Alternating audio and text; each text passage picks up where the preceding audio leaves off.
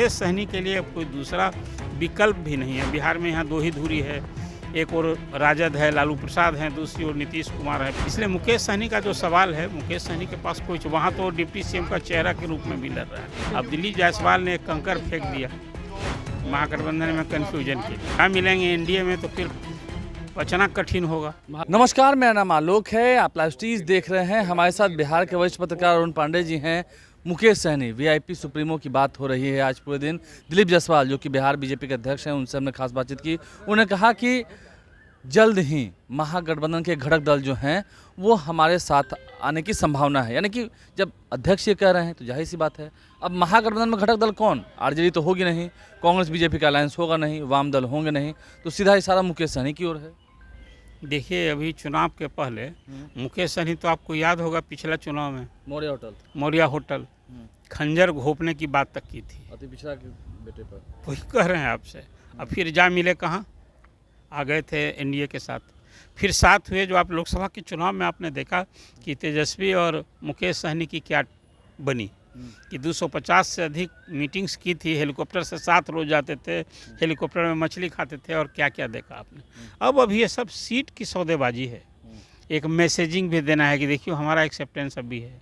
जदयू ने जो खास करके एनडीए में रहते हुए मुकेश सहनी के साथ जो ट्रीटमेंट हुआ, वो तो सपना देखने लगे। झारखंड में, यूपी में, सब जगह लड़ना चाहते थे।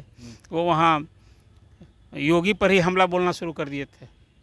तो कुल मिला चाहते हैं कि भाई जो मांझी उनका जो वोट है सहनी, उसको अनुसूचित जाति क्या शामिल किया जाए, ही ना उनकी लड़ाई है कि अति पिछड़ा नहीं, उनको अनुसूचित जाति में शामिल किया, एससी एसटी में। वही कह रहे हैं आपसे। अब ये काम कोई स्टेट गवर्नमेंट का नहीं, काम सेंटर का है। कुल मिला जुला कर अब दिलीप जायसवाल से वो मिले या दिलीप जायसवाल जो संकेत दे रहे हैं, अभी तो एक महागठबंधन में कन्फ्यूजन क्रिएट होना। चुनाव के लिए पहले ही सब स्ट्रेटजी होती है कि भाई सेनाधिपति को कमज़ोर कीजिए, उसके सेना में कन्फ्यूजन क्रिएट कीजिए कि वहाँ महागठबंधन टूटने जा रहा है।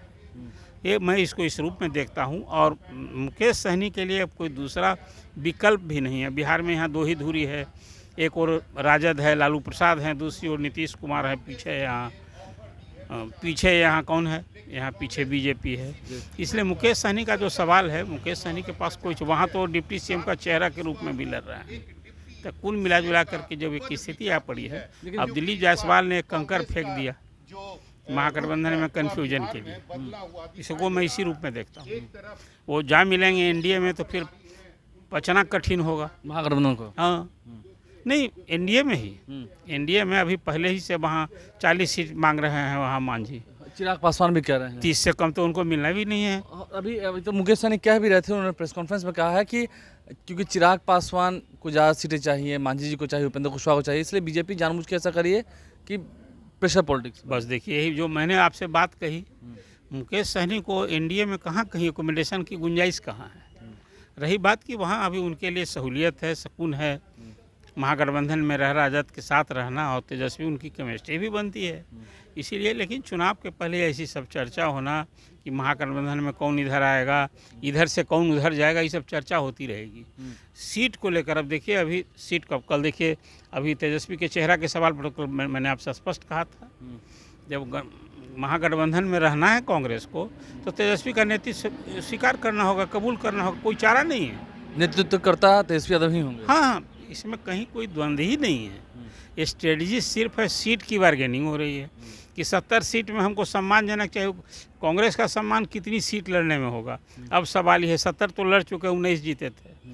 और राजद का नेतृत्व को समझ है कि भाई हम ज़्यादा पूंजी लगा दिए थे कांग्रेस में, कुछ कम दिए होते सीट तो अकेले बहुमत में आ जाते। लेकिन मुकेश सहनी की भी तो मांग है 30 सीट और डिप्टी सीएम। मांगना क्या बुरी बात है? जब मांगेंगे नहीं 30 तो मिलेगा कैसे 20?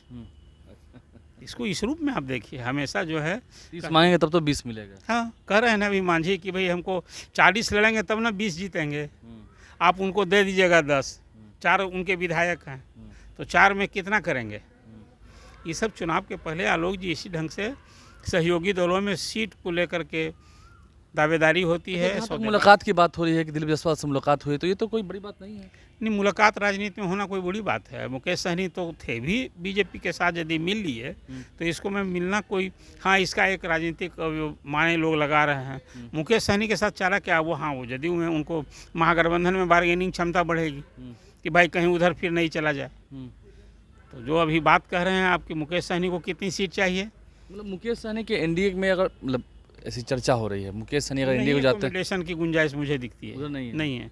इसलिए कि खुद अभी बीजेपी के पास 80 सीटिंग विधायक हैं, जदयू के पास 44 विधायक हैं। कहाँ गुंजाइश है? वो सवाल ये है। अभी तो बड़े भाई की भूमिका में इस बार बीजेपी लड़ेगी, अभी तो तय दिखता है मुझे। बस तो क्या नीतीश कुमार की सीटें कम करेंगी? क्या ऐसा होगा? अगर अब मुकेश सहनी आते हैं तो? नीतीश कुमार की सीटें तो पहले से कम हैं। वो तो अभी पिछले ही चुनाव में जनता ने उनको रोल नंबर 3 बना दिया था। वो तो अलग है कि बीजेपी ने गठबंधन धर्म निभाया और कहा था कि नहीं, चुनाव के बाद नीतीश कुमार ही मुख्यमंत्री होंगे, मुख्यमंत्री बनाया है। इसलिए एनडीए में नेतृत्व को लेकर के कोई द्वंद्व नहीं है। नीतीश कुमार ही नेता होंगे। अब अमित शाह कह चुके हैं, बाकी जो लोग कोई उप प्रधानमंत्री बना रहे हैं, कोई सम्राट चौधरी के बारे में कह रहे हैं कि यही विजय का पताका, वो मीटिंग में थे तो वहाँ नायब सिंह सहनी और वो क्या बोलते रहे हरियाणा का सीएम, लेकिन लगे हाथ उसी बैठक में सम्राट चौधरी ने स्पष्ट कर दिया कि नीतीश कुमार में नेता हैं और आगे भी रहेंगे। इसलिए नीतीश न तो यहाँ कोई द्वंद्व है एनडीए में। नीतीश कुमार आज सीएम हैं, कल वो जब तक चाहेंगे, जब तक बहुमत आ जाएगा, बिना घोषणा के भी आगे भी वही रहेंगे। ये हाँ, नीतीश कुमार को ही तय करना है कि भाई हम नहीं रहेंगे तो फिर क्या करेंगे? माला फेरेंगे। राजनीतिक पुरुष है महाराज, ये सत्ता के लिए सब कुछ, इशारा खेल। इतनी बार जो उन्होंने पलटी मारी, 2 बार भाजपा के साथ छोड़ा, 2 बार राजद के साथ छोड़ा, आखिर क्या उद्देश्य था? बस सिर्फ कुर्सी और कुर्सी। मुकेश सहनी रहेंगे तेजस्वी के साथ ही है? हाँ हाँ, मुकेश सहनी, ये सब कुछ जो अभी मिलने जुलने का एक कन्फ्यूजन जिस पर आप चर्चा कर रहे हैं, दिलीप जायसवाल ने बात की कोई एक टूट होगी, कहाँ पहुँचाएंगे वो? ये सब कुछ बीच में अभी कुछ लोग इसको, हाँ अभी अमित शाह कहने लगे तो एक बात है, वो तो मिलने गए थे पिछली बार लोकसभा के चुनाव में, कहाँ बात बनी आप याद करें। इसलिए कुछ ही सब चुनाव के पहले अभी सब कुछ, अभी 6 महीने हैं ना, ये सब चर्चा चलते रहेगी। और ये सब कुछ अपनी अहमियत के लिए, सीट की दावेदारी के लिए और सौदेबाजी के लिए सब चर्चा होती है। सौदेबाजी के लिए, सीट की सौदेबाजी के लिए सब चर्चा होती रहेगी। अरुण पांडे जी बिहार के वरिष्ठ पत्रकार हमारे साथ थे। क्या कुछ उन्होंने समझाया है? तेजस्वी का साथ फिलहाल मुकेश सहनी नहीं छोड़ेंगे और बीजेपी ये सब भ्रम फैला रही है। बीजेपी जो बातें रख रही हैं उसका क्या अर्थ है आप समझ सकते हैं। फिर बीजेपी सीटें देगी कहाँ से, अकोमोडेट कहाँ से करेगी? क्या जेडीयू की सीटें कम होगी, चिराग पासवान की सीटें कम होगी? क्या बीजेपी खुद कम सीटों पर लड़ेगी? क्योंकि सीट तो बिहार में 243 ही है।